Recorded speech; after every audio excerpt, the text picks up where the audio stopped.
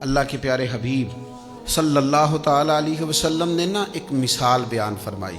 مسند امام احمد بن حنبل میں حدیث ہے، اور اس مثال نے کچھ چیزوں کو واضح کیا۔ یعنی کچھ چیزیں ایسی ہوتی ہیں جو تفصیل طلب ہوتی ہیں کہ رزق میں حلال اور حرام کا خیال رکھنا ہے تو کس حد تک رکھنا ہے۔ تو نبی پاک صلی اللہ تعالیٰ علیہ وسلم نے ایک مثال بیان کر کے اس ساری تفصیل سے آگاہ کر دیا کہ رزق کے معاملے میں محتاط کتنا رہنا۔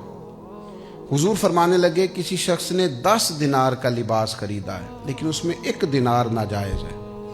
اس کی جو قیمت خرید ہے وہ 10 ہے، لیکن اس میں جو اس کا اپنا نہیں، جو ناجائز شامل ہو گیا وہ 1 ہے، 9 روپے اس کے اپنے۔ حضور فرماتے ہیں اگر اس نے 10 دینار کا جوڑا خریدا اور 1 دینار اس میں حرام کا ہے، اور وہ 10 دینار کا جوڑا پہن کے اس نے نماز پڑھی، اللہ اس کی نماز قبول نہیں فرمائے گا۔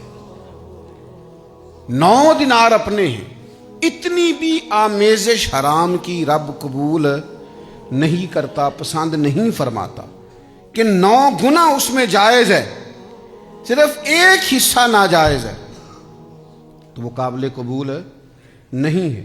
اس حد تک نبی کریم صلی اللہ تعالی علیہ وسلم نے رزق کے معاملے میں ہمیں احتیاط کرنے کا کہا۔